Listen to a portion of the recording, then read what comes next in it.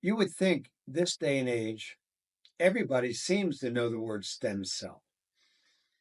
Well, that's a concept that obviously, if you ask Lucy from 3.2 million years ago, she had stem cells and she passed them down to us through her placenta and her amniotic tissue and the umbilical cord and the covering on it, which is called Wharton's jelly.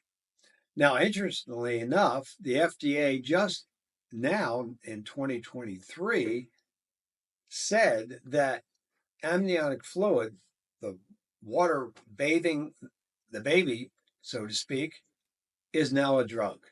I think Lucy would be kind of upset that she is now considered a drug dealer.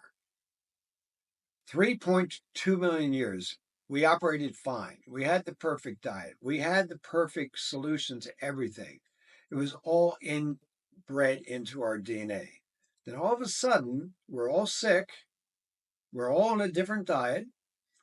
We have the same genome, but we have this little thing called epigenetics, which sits above the genome. And when you come in contact with bad things, they express by inflammation, and you get a disease which gets named, whether it's Alzheimer's, autism, rheumatoid arthritis, Bell's palsy, you name it, they have a drug for it.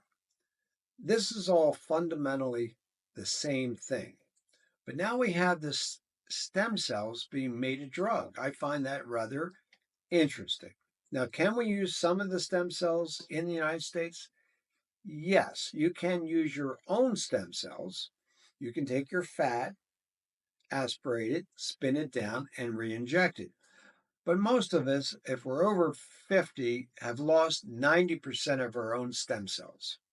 We can also take it out of our bone. That's a rich source of stem cells. Let me define what a stem cell is. It's the essence, the seminal cell that differentiates into all the other cells. In Spanish, it's called cellulose madres, the mother cell, and that's a better expression of what they are.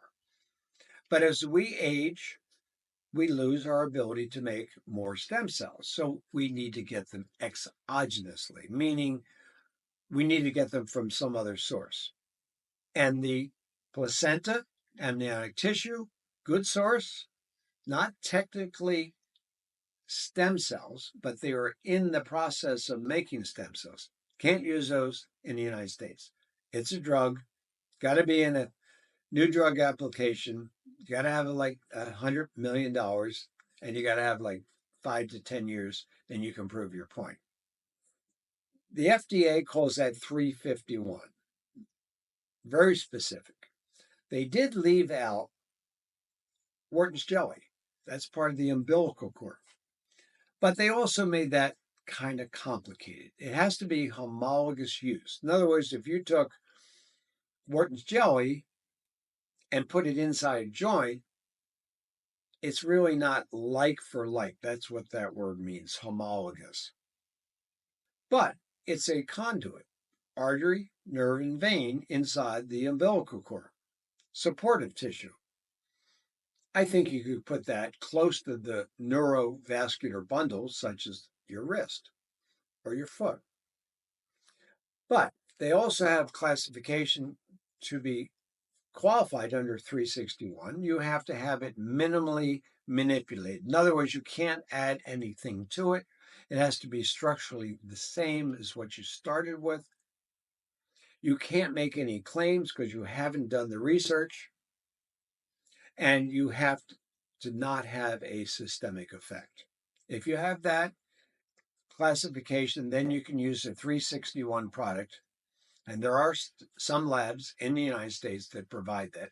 And that's what I use. Wharton's jelly, injections. I can't use it as an IV because that's a systemic effect. I can't use it as a nasal spray because that has a systemic effect, or intrathecal inside the spine. So we have limitations. That brings us up to the next subject. Where do you get stem cells if you only can get Wharton's jelly in the United States? Well, the rest of the world is the answer. except for Canada. They outlaw everything, including Wharton's jelly. That's why we have so many Canadians come down here and to our clinics, and also to Mexico, which has terrific clinics, and Panama, Dr. Reardon's clinic. So let's talk about Dr. Reardon. He's a special case in point. Dr. Neil Reardon. A lot of you may have heard him on Joe Rogan, and he talked about stem cells with Mel Gibson's. And Mel Gibson went down with his father to Panama. Beautiful country, by the way. High rise, modern. Dr. Reardon's clinic on the 64th floor. Impeccable clinic. But here's the interesting point. Dr. Reardon is from Scottsdale, 2 blocks away from where I practiced for 50 years. Did I ever meet him here in Scottsdale? Never did. I knew his partner very well, Dan Rubin, naturopath physician, brilliant guy in the cancer world. He wasn't using stem cells either. But Dr. Reardon had an idea, and he took that idea, went to Costa Rica. They threw him out of there because they thought he was using embryonic stem cells. And that's the next classification. Embryonic stem cells are not used in the United States. So what does that mean? You're taking an embryo, a fetus that's been aborted or primarily conceived for that purpose of using stem cells. That is illegal in the United States. 2000, George Bush outlawed that.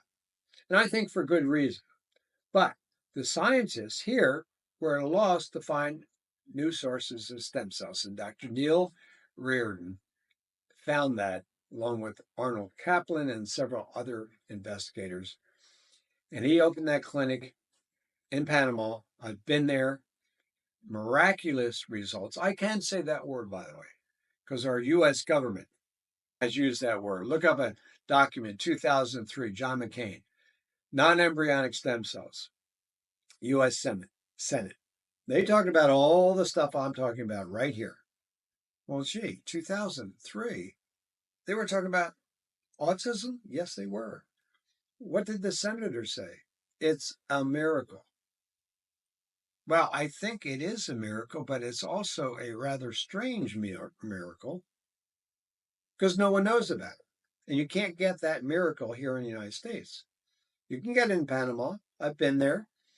Case in point, I'm in the cafeteria of this beautiful building. Kids from all over the world with autistic spectrum disorder, India, Africa, and I kiddingly say from a foreign country like Canada, and South America. And there was one that in particular that I was interested in. He was sitting in the cafeteria with his mother. He's probably around 12 years old. And I went up to his mother and I said, is this your first time in Panama? She said, no, it's my third time.